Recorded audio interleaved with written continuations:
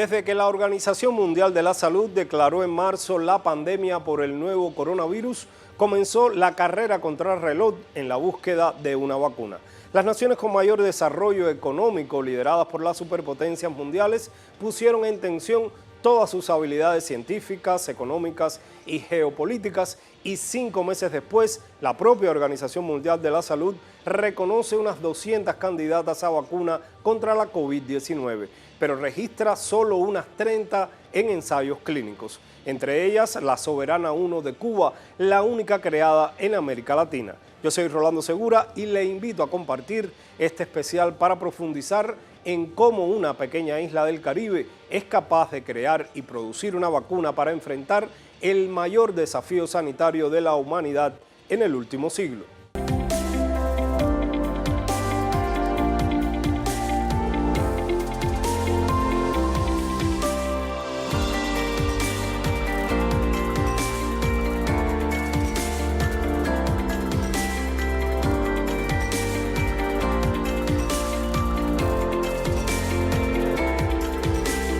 Un virus microscópico puso en jaque a la humanidad y develó quién es quién en el mundo de hoy, al mostrar con crudeza hasta dónde puede llegar el egoísmo, pero también la solidaridad.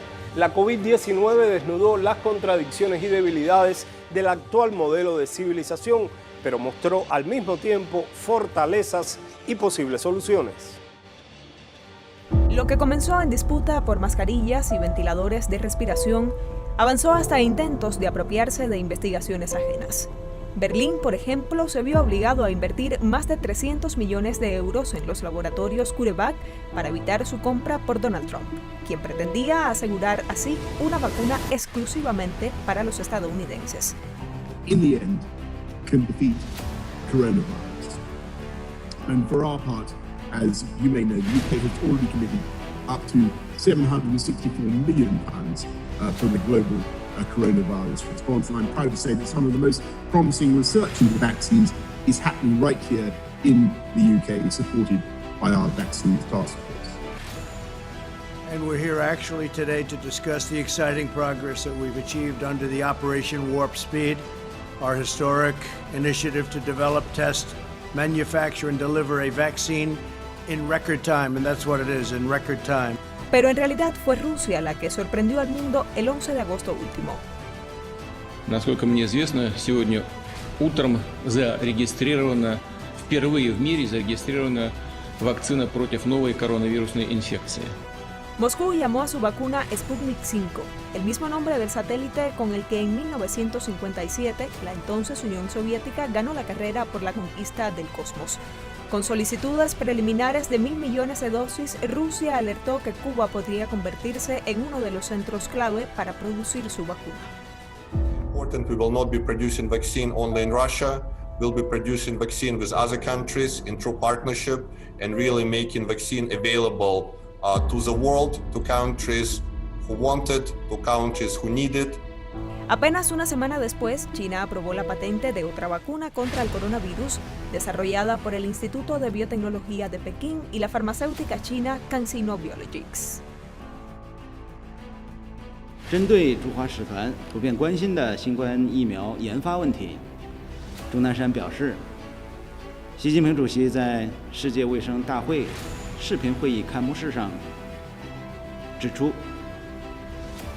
中国新冠肺炎疫苗研发完成并投入使用后，将作为全球公共产品，为实现疫苗在发展中国家的可及性和可负担性做出中国贡献。中国愿同各国加强疫苗研发、生产与合作。 Casi inmediatamente, el 21 de agosto, Cuba anunció al mundo su Soberana 01, el primer candidato vacunal de América Latina. La gente tiene que entender que aunque es un camino que abre esperanza, es un camino todavía largo, de meses, de rigor en los ensayos, en el ensayo clínico, en cada una de sus fases, y que por lo tanto todavía hay que mantenerlo, como tú planteabas, hay que exigir más responsabilidad, hay que pedir más responsabilidad social para evitar rebrotes y para que nosotros también lleguemos en el momento en que tengamos ya el resultado final en una mejor situación para poder masivamente a aplicar la vacuna.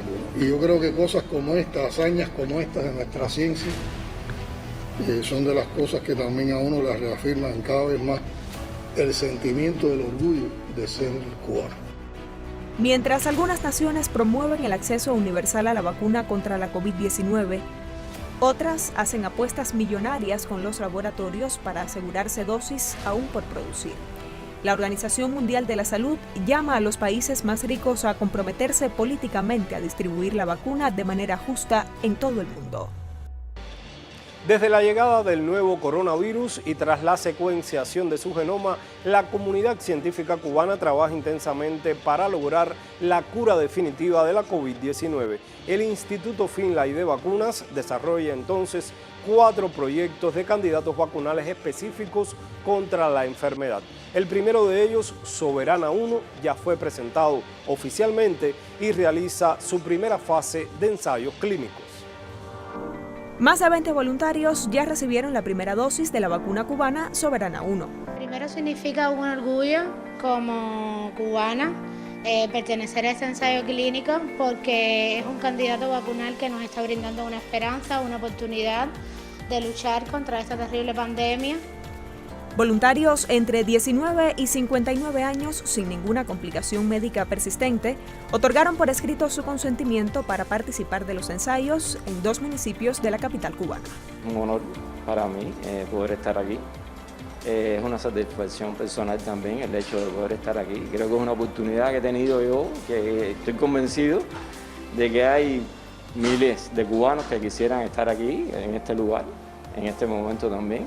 Semanas antes, como es tradición en la ciencia cubana, los 3 principales investigadores del candidato vacunal en el Instituto Finlay de Vacunas de La Habana fueron los primeros en poner su brazo para el ensayo clínico. Los primeros reportes de seguridad tras el inicio del ensayo clínico indican que todos los voluntarios se encuentran sin efectos adversos y en perfecto estado de salud. Líderes del proyecto aseguran que los pacientes han experimentado una alta respuesta inmune. Posteriormente se completará el ensayo en un total de 676 voluntarios de entre 19 a 80 años. Tras el desarrollo favorable de las primeras jornadas de ensayos clínicos con la Soberana 1, Cuba anunció también avances en otros de sus candidatos vacunales contra la COVID-19. Se trata de otra vacuna con el mismo antígeno, pero en otra plataforma y ya tuvo resultados alentadores en animales y comenzaría en octubre próximo ensayos clínicos en humanos. Todo esto en tiempo récord, gracias a la experiencia cubana en la creación y producción de vacunas. La Soberana 1, por ejemplo, se desarrolló precisamente sobre la plataforma de otra vacuna con la que la isla logró detener una epidemia de meningitis a finales de la década del 80.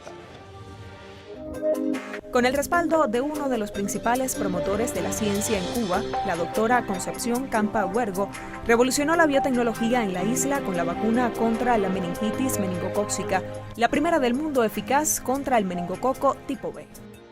Él estaba al tanto de la epidemia, al tanto de los resultados del uso de esa vacuna, pero estaba también al tanto de en qué países del mundo había un brote o una epidemia de meningitis, y al minuto él se prestaba para ir a ayudar a esa población. La Organización Internacional de la Propiedad Intelectual otorgó medalla de oro a los autores de la vacuna antimeningocócica. También a quien lidera hoy el proyecto de vacunas cubanas contra la COVID-19. En 2005, el Museo de la Técnica de San José, California, le otorgó un premio por beneficiar notablemente a la humanidad al ser el autor principal de la vacuna contra el Haemophilus influenzae tipo B, bacteria causante de la meningitis, neumonía y otras infecciones a niños menores de 5 años, pero el gobierno de Estados Unidos le impidió entonces recibir ese reconocimiento. Quizás el problema no es haber descubierto una vacuna para los niños, sino haber descubierto esa vacuna para los niños en Cuba. Entonces quizás ese es el problema que motive que la visa se niegue.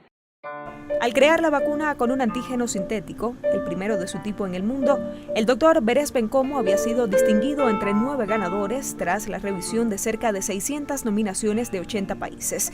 debía participar ese año también en un simposio de la Sociedad Internacional de Glicobiología en Boston y dictar una conferencia magistral en la Universidad de Harvard. Sorprendente, ¿no? Porque bueno, yo lo que he hecho en mi vida, en los últimos 15 años, lo que he hecho es desarrollar una vacuna para tratar de salvar vidas de niños.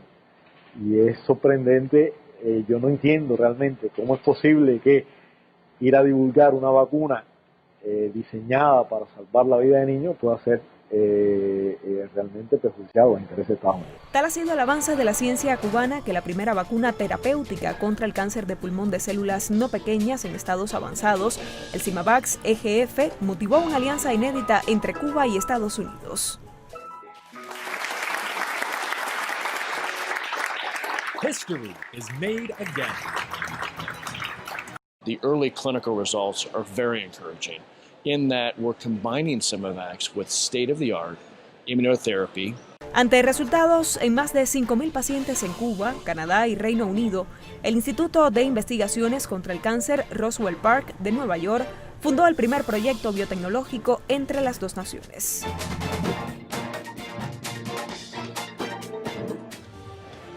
Cuba tiene coberturas superiores al 98% en todas las vacunas. El esquema de inmunización de la isla aplica anualmente un promedio de 4.8 millones de dosis de vacunas contra 13 enfermedades. 8 de las 11 vacunas aplicadas son producidas en el país. Hacemos una pausa y de inmediato regresamos para seguir profundizando en el panorama de la industria médico-farmacéutica de Cuba.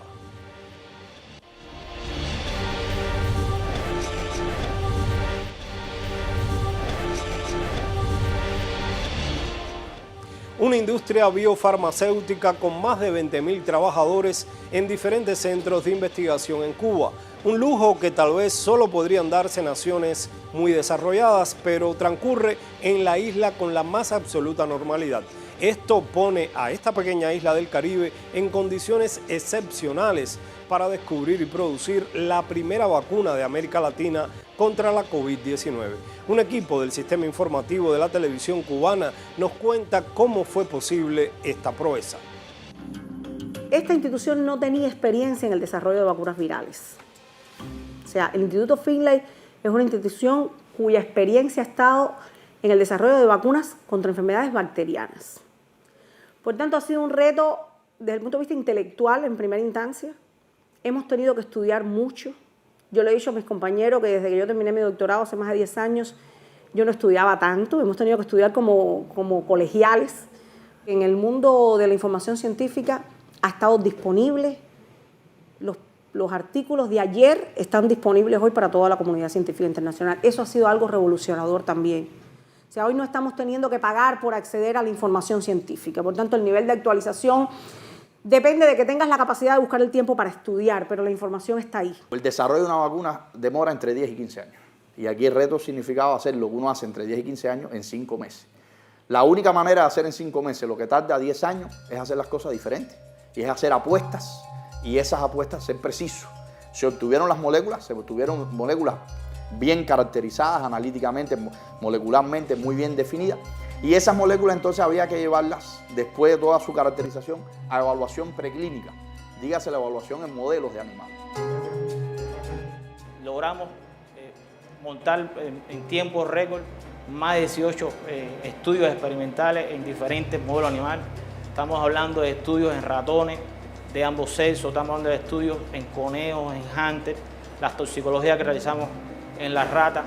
Todo este proceso en un gran equipo, un gran colectivo que nos tocó a nosotros la responsabilidad de conducir, como decía, los experimentos en los modelos animales, pero atrás está un laboratorio muy importante que es el que realiza los estudios de la respuesta inmunológica de estos candidatos vacunales, donde hay una importante trazabilidad de todo lo que se va realizando en los modelos animales hacia los ensayos inmunoenzimáticos. Al menos en las variantes de vacuna que estamos desarrollando ahora, nosotros tenemos que generar la producción de esa proteína, la tenemos que generar en células de mamíferos. Y esa capacidad de producir esa proteína en células de mamíferos la tiene una organización muy bien desarrollada en nuestra organización en Cuba, que es el Centro de Inmunología Molecular.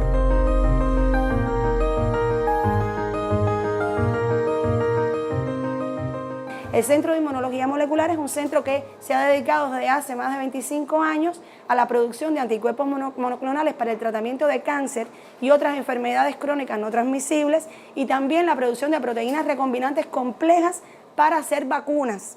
De ahí que el centro estaba totalmente preparado en su plataforma tecnológica para producir el antígeno vacunal que el Finlay iba a utilizar en el candidato vacunal que iban a proponer. Por tanto, teníamos esa capacidad, esa experiencia y la posibilidad de involucrarnos, porque bueno, hay capacidades productivas que se han reservado para este tipo de moléculas y para los candidatos vacunales de la COVID.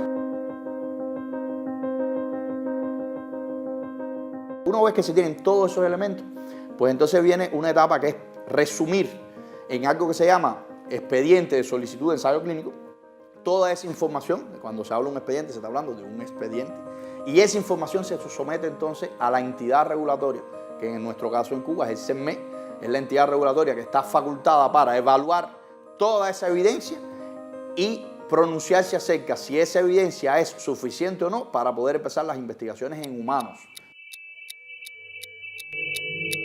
Yo me imagino esto como un gran maratón en el que tú arrancas detrás y tu tarea está en entender cómo va a ocurrir la carrera, reservar las fuerzas y en el momento preciso tener la capacidad de adelantarte y de correr delante del maratón, que no puede ser a lo mejor el primero porque al inicio porque te desgastas, no puede ser muy después porque se te va el maratón. Y por lo tanto la combinación exacta de cuál era el momento de maduración de lo que había, de cuáles eran las colaboraciones que nos hacían falta, sobre todo en función del tiempo. O sea, la variable número uno de todo lo que se ha hecho es el tiempo. Lograr poner la capacidad y el conocimiento científico donde hacía falta y en el momento que hacía falta. Porque además también hemos tenido como científicos el gran reto de hacer la investigación que hace falta, que no siempre es la misma investigación que nos gustaría hacer como científicos. Como científicos nos hubiera gustado hacer muchas más cosas de las que hemos hecho, pero esas otras muchas cosas llevaban además mucho tiempo y no podíamos darnos ese lujo. O sea, la situación que tiene el país hoy necesitaba justamente lo que hemos logrado hacer, que en 3 meses de intenso trabajo hemos logrado poner una idea científica en un bulbo de vacuna. La isla dispuso toda la capacidad científica del Grupo de las Industrias Biotecnológica y Farmacéutica de Cuba, BioCuba Pharma, para hallar caminos propios para el diagnóstico y tratamiento de la COVID-19. Como resultado, hoy es capaz de suministrar al Sistema Nacional de Salud los 23 medicamentos con los que el país mantiene la mortalidad por COVID-19 alrededor de 0.8 por cada 100.000 habitantes, una cifra aproximadamente 10 veces inferior a la tasa mundial. Momento de una pausa y en minutos regresamos.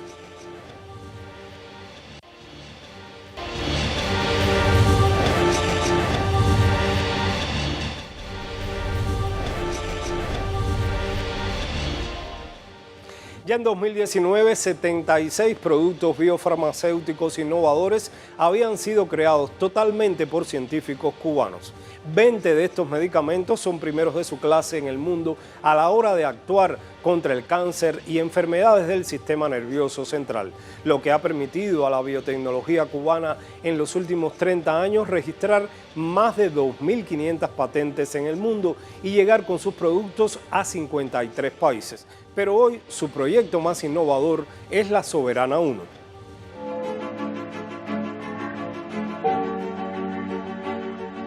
Nosotros consideramos sin chauvinismo que tenemos el mejor equipo del mundo trabajando en esto.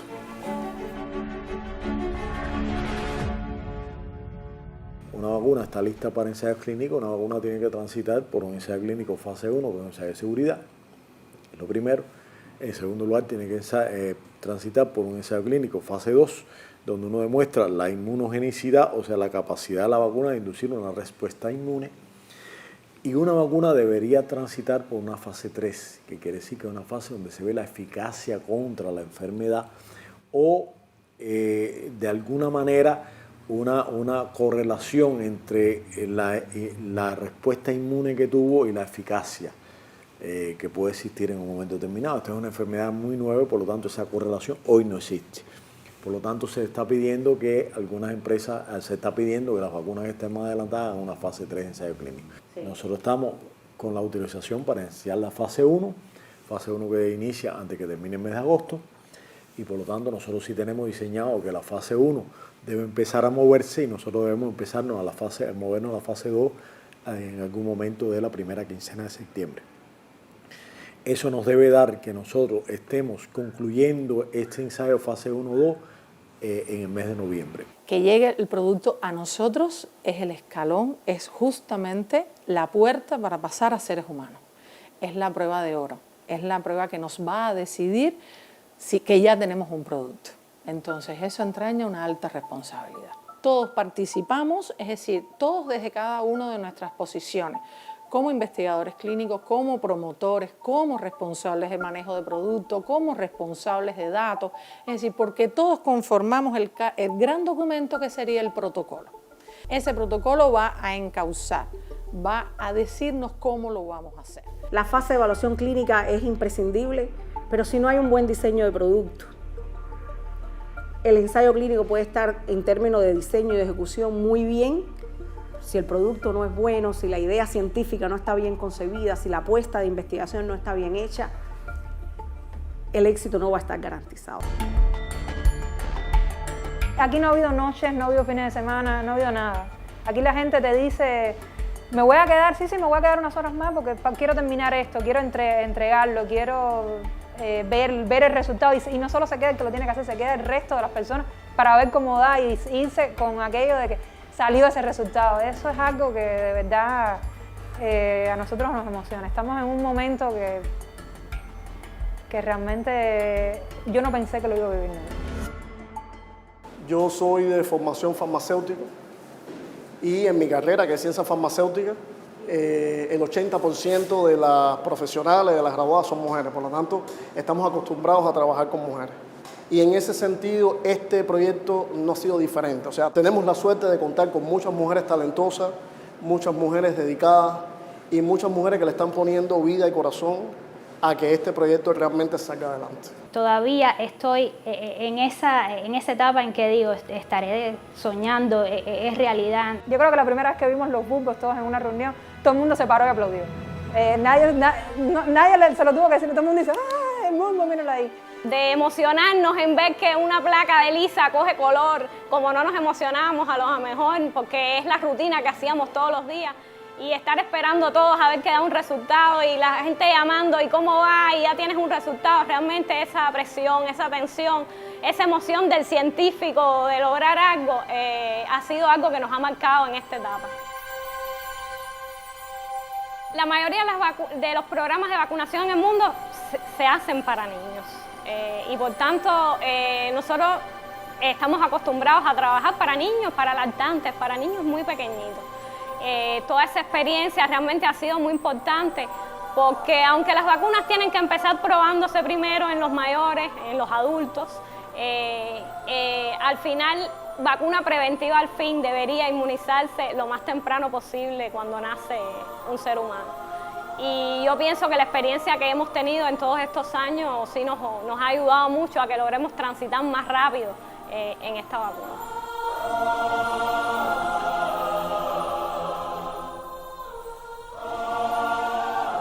Todos los niños para los que hacemos vacunas son nuestros niños.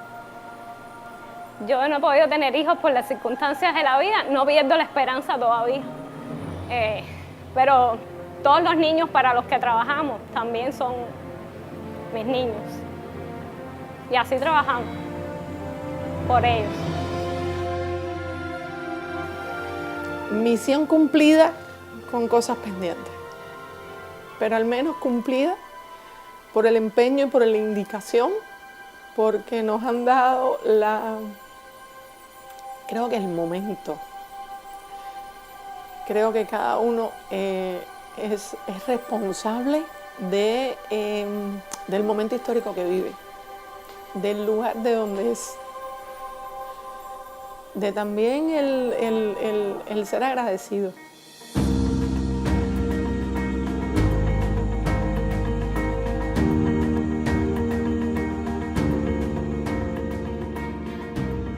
Nosotros tomamos la decisión hace hoy 15 días de vacunarnos, los 3 líderes del proyecto. Y algunas personas me han dicho, o sea, no es una decisión para buscar ningún tipo de méritos, es una decisión primero para acelerar resultados. O sea, el que nosotros hoy sepamos que 3 científicos tomaron la decisión de vacunarse y estamos viendo en ellos lo que va a pasar después en los ensayos clínicos, también nos hace ver que el camino es correcto. Decidimos el día 28 de julio vacunarnos. No podemos decir que tenemos una vacuna, no podemos decir que la vacuna va a proteger, eso no es posible, para eso hay que hacer con todo el rigor la investigación, pero sin duda tenemos un resultado que nosotros muy personalmente es la expresión del yo soy fiel de cada uno de nosotros en función de por lo que lo hicimos. Y tomamos esa decisión sobre todo por saber que estábamos contribuyendo a hacer algo grande. Yo pienso que esa es la esencia de lo que hemos hecho. Hemos hecho algo grande. Y yo pienso que estamos haciendo historia. Y que esta institución, una vez más, está haciendo historia.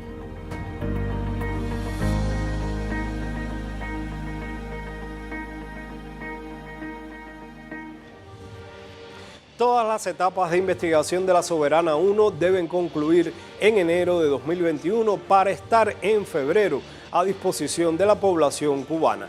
Este candidato vacunal contra la COVID-19 abre también una ventana de esperanzas para América Latina en virtud del histórico espíritu solidario de la isla. Solo durante la pandemia, más de 45 brigadas médicas de Cuba han llegado a 40 países. Para ellos, un movimiento internacional pide el Premio Nobel de la Paz.